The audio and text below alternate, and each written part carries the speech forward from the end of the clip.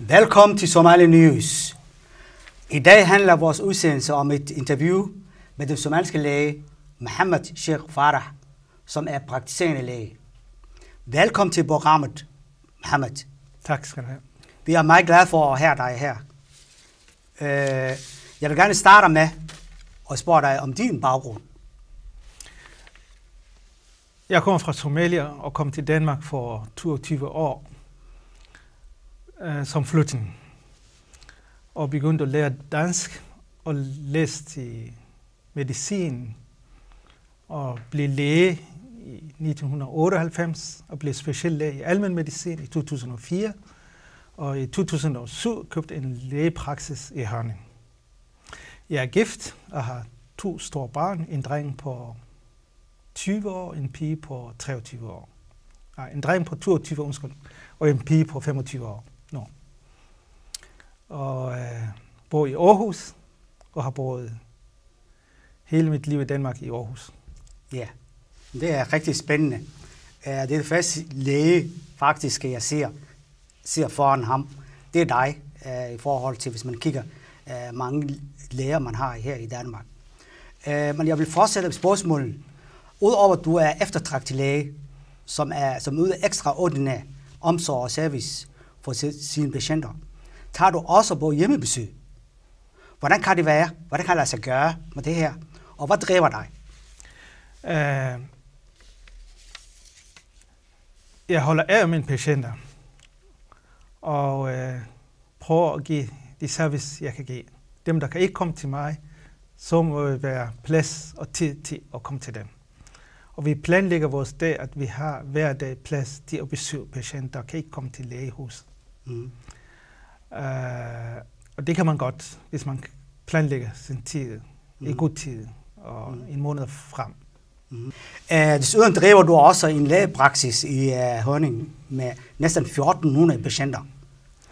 Og en familie, som kræver meget af dig, lægger du også alligevel mange timer som udlønnet frivillige arbejdskraft blandt Somalia i Gellerup. Hvor kommer alle de her energi? Det er, at jeg har den holdning, at jeg har fået uddannelse, og har en uddannelse, jeg kan hjælpe. Og jeg taler deres sprog og forstår deres kultur. Og jeg tror nok, det er det mindste, jeg kan gå for dem og hjælpe dem. Jeg kan ikke hjælpe dem med deres sociale problemer, men jeg kan hjælpe dem at gå og rådgive deres sundhedsfaglige problemer. Og jeg blev kontaktet for, jeg tror det var 4 år siden, et sundhedscenter, kalder vi Gellerup. Og det her hold, somaliske hold og kvinder, som de underviser i 6 uger i diabetes og livsstilssygdom. Og de spurgte mig, om de var interesseret. Og jeg sagde, selvfølgelig. Og det drejer sig om et par timer om måneden, så det er ikke noget, der tager masser af tid. Men de kræver, at jeg skal lukke min klinik den eftermiddag og lave fri ulånet arbejde. Ja. Men hvordan foregår det rent praktisk med det her folk? Det er Aarhus Kommune har noget, der hedder Sundhedscenter, som er lokaliseret i Gellerup, hvor der er flest indvandrerbor. Og der findes hold fra forskellige etniske grupper, arabisk, tyrkisk og somalisk. Og der er en sygeplejerske, og der er tolk, der er ansat. Og det er folk, hvor det er svært for dem at forstå deres sygdom. Og det drejer sig om 3 hovedsygdomme, som er også hyppige. Det er sukkersyge eller diabetes, og så nogle, der har nogle lungesygdom, og så dem, der har overvægt og med kostproblemer. Så det går et stykke arbejde, og der er meget ildsjæl piger og 2 sygeplejersker, der går deres arbejde godt, synes jeg. Så det, jeg synes, du skal have klap på skolen, så jeg skal også give hjælp til dem. Og jeg støtter du også, ja. Og det kan vi sige, det hjælper. Og vi kan sige, at dem vi har haft nu her, det er 4 hold, vi er færdige her de sidste par år. Vi kan sige, at deres vægt kommer ned, deres sukker bliver bedre, og de lærer noget at lave om i deres livsstil, og de kan leve bedre med deres helbred. Ja. Men hvad er det, du oplever med det her somaliske kvinder? Hvad er det mest? Altså, du kan være sygdom, du kan være nogle andre. Og Jeg synes, at somaliske kvinder er meget arbejdsomme kvinder, for de fleste af dem er enlige mor. Trods det, de har tid til, og motion, de har tid til. Og det synes jeg, det er det, der driver mig. Det kan sige, folk der vil gerne hjælpe sig selv, og har kun skub, og så giver dem den der skub, de har brug for. Der er mange sociale problemer, dem kan vi ikke løse, men vi prøver at hjælpe dem og henvise de forskellige steder. Men vi fokuserer meget om, som helhed. Sygdom er ikke kun fraværssygdom, men det er også at være social og psykisk og fysisk velbeing. Og det er det, vi prøver at sætte på helheden ind. Ja. Men det tror jeg, det her det er et vigtigt organ, du har i forhold til somalierne. Men somalierne har oplevet en krig, altså borgerkrig, og så har du oplevet en masse elendighed, for at de kom til Danmark. Og det tror jeg, det har det brug for hjælp i forhold til deres, måske opbygning af deres rent psykiske, men også andre områder. Ja, der er ingen tvivl om, det er kæmpestor arbejde, det skal gøres inden for det psykiske, for det. Fleste af dem har oplevet forfærdelige ting, som har sat plet på deres sind, og det påvirker dem. Og det er også en del af projekterne, ikke kun der, men det har vi ikke nået endnu, men jeg synes, det er en af de dele, man skal fokusere nu, er det mere det sociale og det psykiske, men vi fokuserer nu her på det livsstilssygdom, som kommunen kan give hjælp til. Hvem er i forhold til deres, der har det været på tidspunkt, mor-barn-projekt på samme sted, som vi taler om lige nu i Gellerup? Ja, der er mange projekter. Mor-projekt har været, hvor moren og barn kom sammen, og hvor moren blev undervist, og samtidig det passede barn, og det har været en succes for de fleste af dem, der har været gennem, som jeg har fået at vide, at har fået arbejde, faktisk kvinder, der har lært at komme på arbejdsmarkedet på den måde, og få støtte til at få det praktiske ting sat på plads. Ja. Hvis vi bare fortsætter med det her, i undersøgelser fra 2008 viste, at etniske minoriteter i Danmark har 68 gange faktisk højere forekomst af diabetes 2 end danske, eller hvad her det er, indfødte danske. Ja. Og så mellem 13 og 17% af somalier, tyrker, iraker, libaneser i alderen 18 til 65 har fået konstateret diabetes 2, mens tallet i danskerne er kun 2%. Ja. Men hvad tror du, der er begrundelsen? Jeg tror, det er kombination af genetisk, hvor det er familiært disponeret til sygdom, og så plus livsstil. Det vi kan sige, at de indvandrere har ikke forståelse for motion og sund kost. Og det tror nok, det er kombination af det, hvor det har svært at ændre deres livsstil, og så har det her gen. Vi ved godt også, at ud af at have diabetes, de får også hjertekarsygdom. Vi ved godt, at de får komplikationer, altså diabetes, tidligere end det danske etnisk.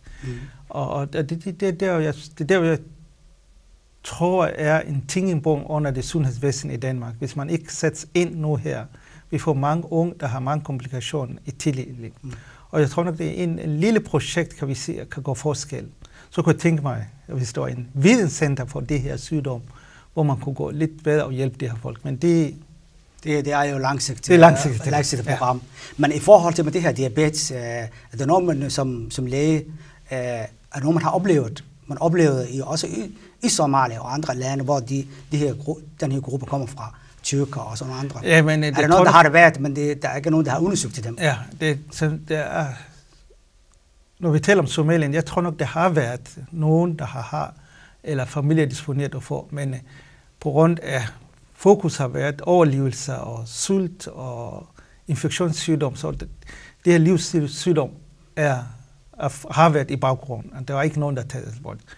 Men vi kan se, at det er en sygdom, der udvikler i hele, også i Afrika nu her, diabetes, fordi der er flere, der bliver mellem middelklasse, får lidt bedre at spise og mindre proportion og med biler og motion, og så kommer det her sygdom. Og det er også det er diabetes og epidemi i hele verden, og det udviklingslande, det også kommer til at påvirke det næste par år. Så tror jeg, vi ser flere, der får. Hvad er det, du anbefaler til folk generelt? Altså somalierne, som ikke bevæger sig ret meget. Så mit opfordring til Somalia, det er motion og motion og motion. Det snakker vi hele tiden. Og det behøves ikke til motionscenter. Hvis man kan gå en halv time om dagen, eller cykel, eller havearbejde, og svide på panden, så er det nok. Men man skal ikke, som flest somalier gå om morgenen fra hjem til skolen, tage bussen, sidde i klassen, komme tilbage, spise stor portion pasta, og så se fjernsyn, indtil du sover. Så du har ikke bevæget hele døgn, hvis man kigger på generelt. Det er ikke alle somalier, og vi har ikke kulturen, fordi i vores samfund er information var en del. Vi gik fra hjem til hjem, der var ikke bus, man gik til butikken, købte og kom tilbage og gående. Men nu er det jo, vi er i en vestens samfund, hvor man sidder meget, og selv fjernsyn, der er remote, du behøver ikke tage og trykke på at gå og trykke, du har fjernbetændelse, og så er det siden arbejde hele tiden.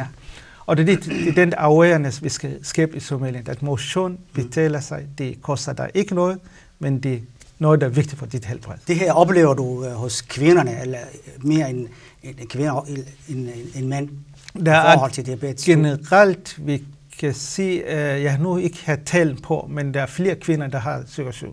Og det kan vi også se, at der er flere overvægtige kvinder, somaliske kvinder, end mænd. Vores mænd er mere slank og mindre vægt. Men og de kvinder, der laver mad, og de tror nok, det der også er vigtigt at komme ind og uddanne dem, eller undervise dem i, hvad er kost. Jeg tror nok, hvis kvinder får den idé, og hvad er sund kost, så hele familien bliver reddet. Ja. Hvis vi fortsætter desuden, er du også aktiv i, Somaliske Lægeforening? Ja, vi har noget, der hedder... Hvad er jeres hovedopgaver, og hvad laver I, og hvordan? Vi har noget, der hedder... Vi har haft i mange år nu her, noget, der hedder Foreningen for Somalien Læge i Danmark. Og vi var kun 8 læger der i hele Danmark. Og vi startede det her med først formål at hjælpe os, fordi det er fleste af dem... Jeg er uddannet her i Danmark, men der fleste af dem kom som læge fra så det skal integreres i systemet og lære kulturen, og det har de også gjort et stykke arbejde, og så hvis der er nogle problemer der, vi kunne hjælpe hinanden. Og så næste punkt var at hjælpe de somalierne på mig. Vi har holdt mange sundhedskonferencer, hvor vi taler dem om de her ting, vi snakker om. Livsstilssygdom. Og så nu her sidste år har vi at vi havde ikke tiden, og så har vi denne noget, der hedder Somalisk Sundhedsforbund. Og den består af alle somalier, der bor i Danmark, der har uddannelse inden for sundhed. Fra sygeplejersker, bioanalytikere, vi har farmaceut, vi har jordmoder, vi har en del sygeplejersker, vi har tandteknikere, vi har alt om sundhed har vi. Og vi startede her i Aarhus i april sidste år, og den er det første gruppe, og så nu har vi haft nogen fra Odense, og nu her sidste weekend, vi har også holdt informationsmøde. Det er somalier, der bor i København, så at vi kan få en fælles. Og formålet det er at holde sundhedscafé og sundhedskonferencer i alle byer i Danmark. På den måde og budskab. Og vi har hjemmesiden, hvor de kan sende nogle spørgsmål, og man kan svare dem. Hvis det er sundhedsfagligt, hvor en læge kan svare dem. Og vi har også tænkt på at lave et eller andet, hvor de kan komme til konsultationen. En sundhedscafé, hvor vi har plan at holde den nu her i Aarhus, i Bisbjerg, Gellerup og måske Viby, Rosenhøj, hvor der er mange somalier. En gang om måneden, hvor der kommer en læge, og så alle dem, der har problemer med sundhedsmisforståelser. Og det er en slags mobil læge, der kommer. Og så vi holder en lille oplæg, og så bagefter det kan svare alt, og det kan være privat spørgsmål, så derfor vi skal have en individuel konsultation. Er også muligt. Så vi arbejder på den her nu her, det næste projekt. Og den måske vi starter næste år nu her, fordi nu er det allerede jul, og så der er ikke ret mange. Men vi er nu nået 136 medlemmer. Det er mange. Vi var kun 8 læger. Dengang I startede. Og nu er vi 10 læger. Resten der er sundhedsfaglige. Og flest er sygeplejersker, og fra sundhedsplejersker, tandteknikere, vi har farmaceut, vi har medical engineer og alle mulige ting. Og det der, synes det der, vi kan nå flere, fordi Så hvis lægen har ikke tid, så har vi en sygeplejerske, der kan gå og give det her samme oplysning. Og det tror jeg nok, det bliver en kæmpe succes i fremtiden. Hvad er jobmuligheder for dem, eller det her mennesker, der er medlemmer i jeres forening? Er det alle sammen i beskæftigelse? Alle dem, vi har både studerende, der studerer, og så har vi medicin, læser medicin. Læser medicin, læser sygeplejersker, læser bioanalytikere. Vi har også mange sygeplejersker, de arbejder. De fleste af dem arbejder. Bioanalytikere, de arbejder på forskellige sygehus i Danmark. Så fleste af dem er i beskæftigelse. Det lyder rigtig godt. Og de vil gerne give en forskel. Og give også, det er fleste af dem er unge, og det kan være rollemodeller for de andre unge, at de kan tage uddannelse. Præcis. Og det kan de godt se, der er nogle folk, som har fået uddannelse, og har fået også måske mulighed til at arbejde. Og vi har også tænker på at holde en uddannelsessemester, hvor vi har det her unge præsenteret, hvor de unge kan se, her er, hvor vi præsenterer i forskellige sundhedsfaglige, og så siger dem, det er muligheden. Ja. Hvis der er nogen, der er interesseret og ved, hvordan du kommer ind, og så kan de også spare dem. Ja, præcis. Og det er det, vi arbejder til næste år. Så en projekt. Og lave forskellige målinger, og måske lave forskellige aktiviteter i forhold til og så det her, og så har vi det her kæmpe sundhedskonference, hvor vi holder 3 dage, vi holder i Aarhus i oktober, vi holder også i Odense. Og det var meget succes. Der kom over, jeg tror, 600 somalier. Ja, okay. Og der har muligheden, både der er foredrag, og så der er også muligheden og klinikagtigt, hvor de kan måle deres sukker, blodtryk, deres vægt, højt kunne de måle. Og så der, hvis der er noget, der er problem, kunne vi sige, du har brug for at kontakte din læge, din blodtryk er for høj, eller du har sukkersyge, du skal kontakte lægen. Og så der er mange, der kører med det her, der ved ikke, de har sygdom. Præcis. På den måde kunne vi også opspore dem. Det synes jeg, det er rigtig godt. Og du kunne man måske invitere også danskerne og danske læger og hvad her det, eller de andre politikere, andre myndigheder til at se. Og så vi fokuserer meget, at det skal foregå på Somalia, for det kan forstå. Men vi har haft noget, der hjælper os fra en sundhedscafé fra Aarhus Kommune, der var en dansk pige, der målte alle de her ting for os. Ja. Så det var så fint.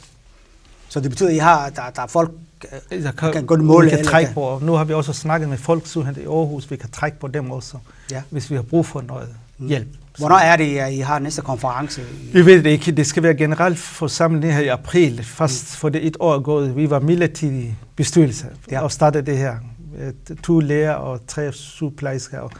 Og vi skal gå af og så lave en ny bestyrelse. Og det er dem, der skal arbejde. Jeg tror, det bliver efter sommerferien. Så er det der demokrati. Ja, det er det. Det må det være. Ja. De har tænkt på i forhold til de mennesker, som jeg godt forestiller mig, mange, der er her og arbejder faktisk, kommer fra andre steder end Danmark. Hvad er det deres mulighed? Hvordan er det svært som læge at komme ud fra Danmark og for at arbejde? Og hvordan er det at være somalier og komme og arbejde her i Danmark? Som læge, som somalier, de er ikke svært, hvis man kommer fra et land, men de kræver, at man er indstillet på at kæmpe og stå indsat både sprogligt, kulturelt integreret. Og så det faglige ting, tror jeg nok fleste lægen har, om du kommer fra Somalia eller. Men de kræver noget at forstå de forskellige sygdomme. Der er infektionssygdomme i Somalia, der er livsstilssygdomme i Danmark. Så de forstår, og der er også plads til i Danmark. Og Sundhedsstyrelsen har lavet nogle projekter, hvor de kan komme ind og blive undervist og gøre praktik, og efter så skal de have en embedseksamen-agtig, inden bliver godkendt. Okay. Og vi har, jeg tror nu, de 8 læger, vi har, jeg tror, de fleste af dem ude over mig, der er ikke nogen, der er uddannet her i Danmark. De kommer fra Somalia. Og alle dem er nu specielt, og det er specielt her. Fra narkose til alle specielt har vi. Det lyder rigtig godt. Så det man mangler jo sådan folk af velkvalificerede personer, som kommer. Danmark mangler jo folk. Jeg kan godt huske, at man henter nogle folk fra Indien og andre steder. Så der er muligheden.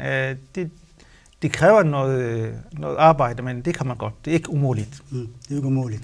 Hvor mange er der mange studerende på medicinafdelingen? Vi har en medicinsk afdeling. Vi har hvor mange, nu er en del af dem er blevet i vores forening nu her, så vi kender dem. Jeg tror nok, vi har omkring 11-12 i Odense og Aarhus, som læser medicin nu. Okay. Og der er 2 er færdige nu her, og så der er andre er på vej. Og så har jeg haft 2, der var færdige sidste år, selvom det er Somalia, men det kom fra Sverige. Ja, okay. Men jeg så jo nogle forældre, der sender deres børn til andre lande. Ja. Jeg kan ikke huske, om det var Rumænien. Rumænien, ja. Jeg så jo nogle folk. Hvordan er det folk, at de nærmere at uddanne sig andre steder også? Jeg tror nok, fordi kraven og adgangskraven af Danmark i medicin er meget højt.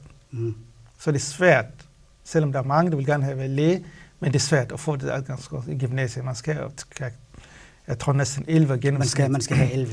Ja. Og så er der nogen, der er meget god, der har 9,5, det kan ikke komme ind. Så finder de andre veje. Så det bliver ikke mindre læge på den måde. Nej, overhovedet ikke. Det er, men Rumænien er jo, så på den måde er EU-medlemmer, så jeg tror nok, det er nemmere at få godkendt i de andre. Og jeg tror nok, det er den, de kører på. Det er den vej, jeg så jo i fjernsyn på tidspunkt der. Så... Men der er en del somalier, der læser medicin, og det er også det er ikke de billeder, vi ser, men der er mange, der bliver læger, og sygeplejersker har vi kan ikke tælle, hvor mange sygeplejersker nu har vi mødt, som vi ikke kendt før. Men det her, det er noget, vi har brug for, uanset hvor vi er, uanset om vi bor i Somalia, eller vi bor her. Men det jeg tænker på, hvordan har konflikten i Somalia påvirket, altså behovet af, for sundhed? Ja. Og Somalia er jo i opløsning. Der er ikke noget fungerende samfund, og sundhed er det værste ud af økonomien. Og det har vi også i formål i vores det er Somalisk Sundhedsforbund i fremtiden at sende frivillige sygeplejersker og læger fra vores form. Det har vi også som punkt 2 ud over Danmark og hjælpe Somalia. Vi arbejder meget på at have kontakter der, fordi man kan ikke bare...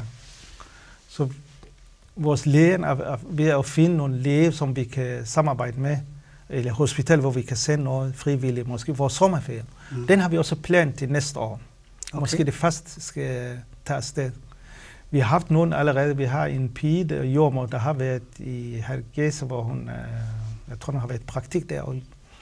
Som læge? Som jordmor. Ja, okay. Ja. Så der er muligheden også, men det må vi håbe nu her. Det er, jeg tror nok, jeg er meget optimistisk og fredig. Du er meget optimistisk, kan jeg høre. Og jeg tror nok, den går den vej også.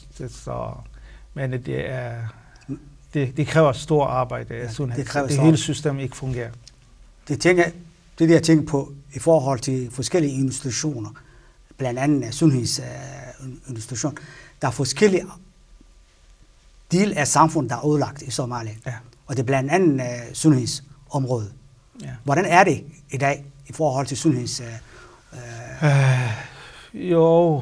Jeg tror nok, de kører på overlevelsesniveau nu her. Der er små privatklinikker, som som er kørt af selvfølgelig nogle læger, og så der er noget... Så altså, man kan få de nødvendige medicin, hvis man har penge igen. Ja. Men der er ikke noget udredning, der er ikke noget, så det er ikke ret meget. Det hele er kollapset. Ja, men der er noget glimt, noget håb, at der er noget, der fungerer i nogle dele af Somalia. Det fungerer. Ja. Det er sundhedssystem, tror jeg nok.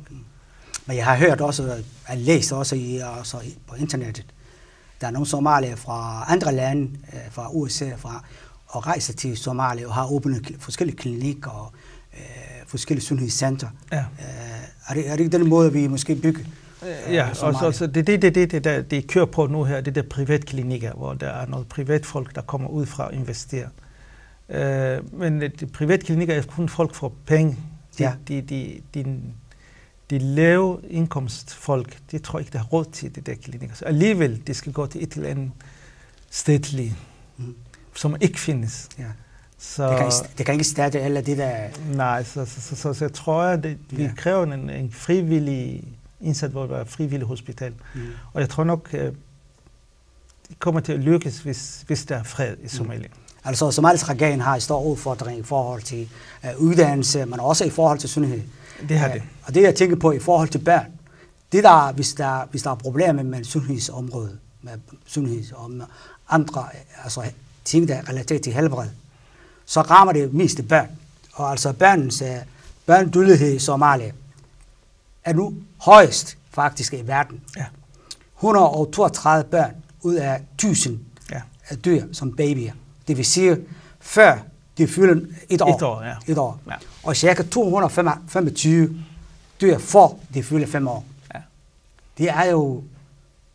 Det er katastrofalt. Det er forfærdeligt, men og det har noget med at det hele forebyggende del fra barnet bliver opfanget som graviditeten og fødslen. Det hele fungerer ikke. Graviden skal passe på godt, og så der skal være en god fødsel, og så der skal være ernæring efter fødsel. Det hele forebyggelse del, som bygger på det her, og så der er det infektionssygdom, der kommer. Så derfor dødeligheden er meget højt, og det er det højeste i verden faktisk nu. Det er utroligt. Ja. Og det er sørgeligt, men det er en af tingene, jeg tror nok, man skal sætte ind. Men der er ikke nogen, der specialiserer sig omkring børnesygdom? Ja, vi har læger, der er specialiseret. Vi har sygeplejersker, der er interesseret. Men de kræver jo økonomien til at sætte op alle de der systemer fungerer. Så det er ikke så nemt. Det jeg tænker på i forhold til de unge mennesker, der vil læse måske videregående uddannelse i Danmark. Hvad er din opfordring i forhold til dem? Ja. Men fordi det vi oplever nogle gange i forhold til Somalia, selvom vi siger og læser, mange piger, somaliske piger, har fået uddannelse, ligesom alle de andre piger, altså danskerne, altså det vi snakker om. Men det er drengene, der er også bagud, altså indvandrere, ja, det er også somalierne. Men det man siger, somalierne har ikke interesseret sig uddannelse, det er det, man hører meget. Og det her sådan program her, faktisk giver jo positiv vinkel i forhold til, hvad somalierne er. Det er da meget vigtigt. Hvad er din opfordring i forhold til det her? Det jeg skulle sige til de unge mænd, det er, I har muligheden i Danmark. Det er muligheden at uddanne sig. Og man skal behøves ikke alle være højuddannet. Der er muligheden at få alle, man er interesseret i det. Og man har både økonomiske muligheder, og man har uddannelsessystemet, der fungerer. Og det er det bedste til at være uddannet i Danmark, fordi man får SU, man får støtte, økonomiske støtte. Og det er svært for flest folk at forstå, hvorfor det er unge. Men jeg tror nok, der har noget med unge, og vi skal forfætte dem og forstå dem også, at så er der det her gruppen, hvis pres, der påvirker det, ikke? Og vi bor i forskellige områder, hvor der er ikke, og det er det, vi skal bruge det her, ligesom det her somalisk sundhedsforbund, og det her radio og sådan, og opfordre unge og sige, I har muligheden, som jeres søskende og søstre og brødre i Somalia har ikke det her mulighed, I har. I spiller jeres tid. Det er nu, I skal uddanne. Det er mit opfordring til dem. Men det jeg tænker på, i forhold til den sådan image, vi har fået som Somalia, kan have også nogle påvirkninger i forhold til det velfungerende Somalia. Fordi en gang så siger man, okay, når man læser i avisen, der er en eller anden Somalia, der er sådan. Ja. Alt det negative men der er der er ingen tvivl om, det er mig og dig, som sidder her, der skal vise, at der også findes nogle gode somalier, som er en del af samfundet, som bidrager til samfundet. Det er det, vi skal vise. Jo flere af de her gode historier kommer, og så bliver det også mindre negativt. Det er mit håbende, at der kommer det her unge, jeg kan sige, der er uddannet nu her. Et eller andet tidspunkt kan alle komme til et eller andet stil, så man kan sige, hov. Så vi er på vej. Så sige til det synes jeg, det er rigtig godt. Ja. Og det er glædeligt. Og jeg håber, at alle kan se, at somalierne er meget varierende, ligesom danskere. Og der findes velfungerende Somalia. Og det har vi også beviset i dag. Jeg siger tak for. Det er rigtig dejligt at have dig her. Og jeg håber, at vi ses igen. Ja. Og på gensyn. Det her program kan ses på nettet, på somaliaportal.dk. Det kan også ses på YouTube. Men det kan man også ses programmet på fredag kl. 4. Altså på fredag kl. 4 på gensyn.